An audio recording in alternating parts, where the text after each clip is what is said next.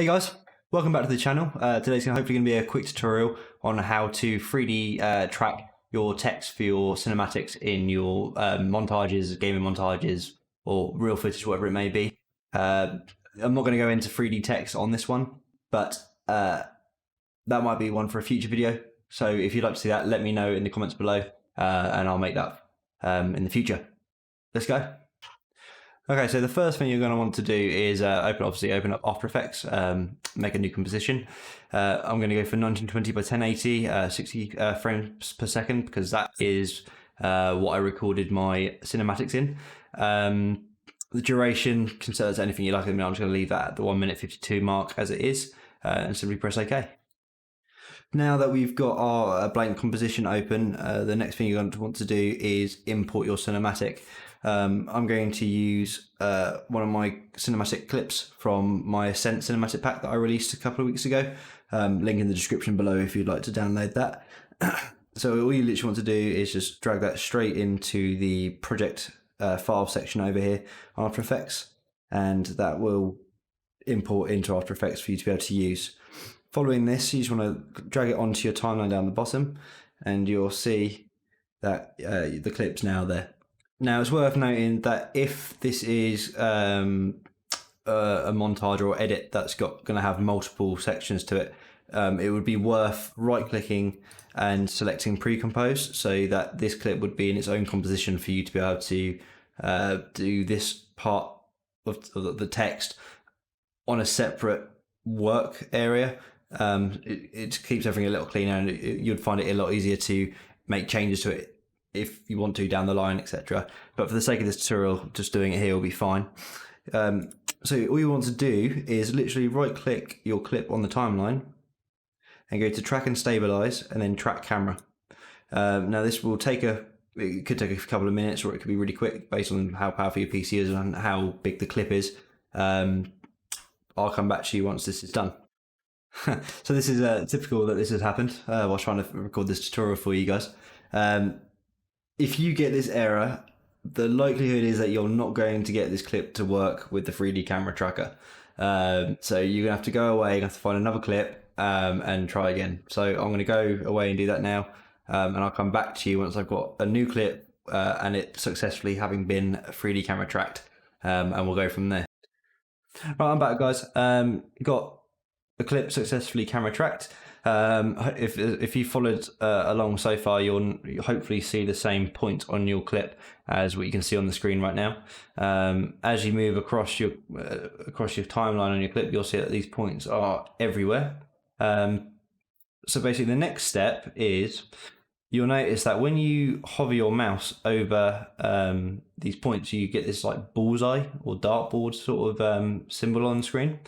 Basically, what you're looking for is a nice flat surface that is pointing towards you. But I mean, it's not the end of the world because you can always change that later.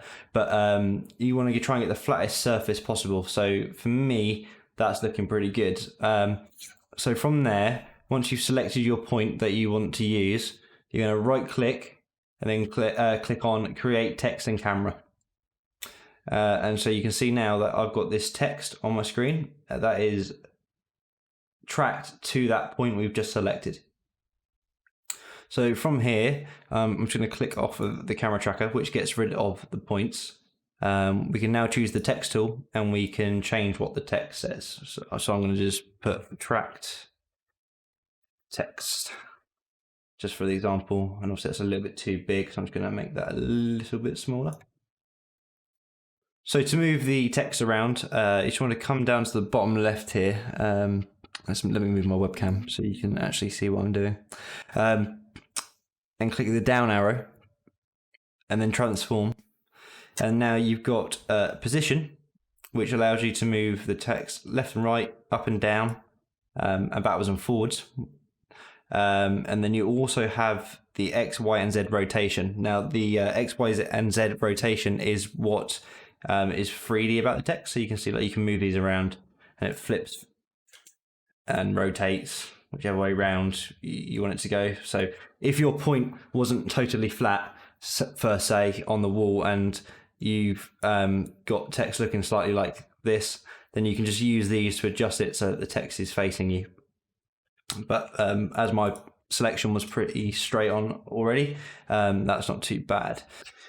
I'm pretty happy for the sake of this tutorial of where the text is at the minute.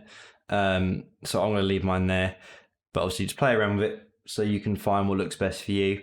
It's also worth noting that you want to cut your text layer so that it finishes at the same point as the end of your clip.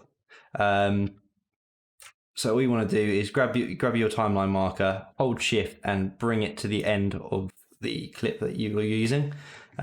Select your text layer, press Control, Shift and D on your keyboard to split the layer, and then delete the part after your marker. So now when you come off the clip, the text is gone as well.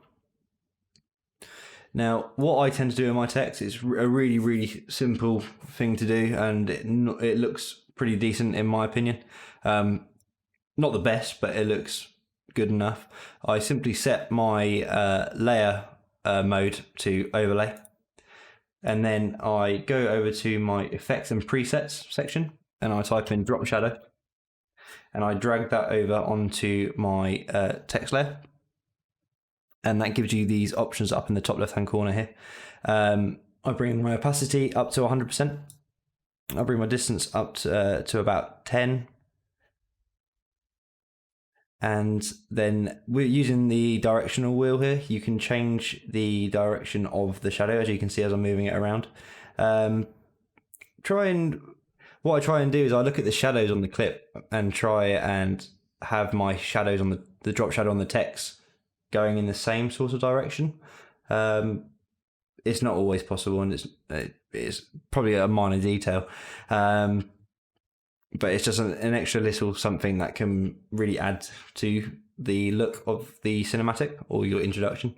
Now the softness, as you can see around here, the black is black.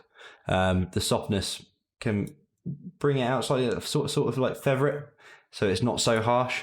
Let me just put that on 4 so you can clearly see it.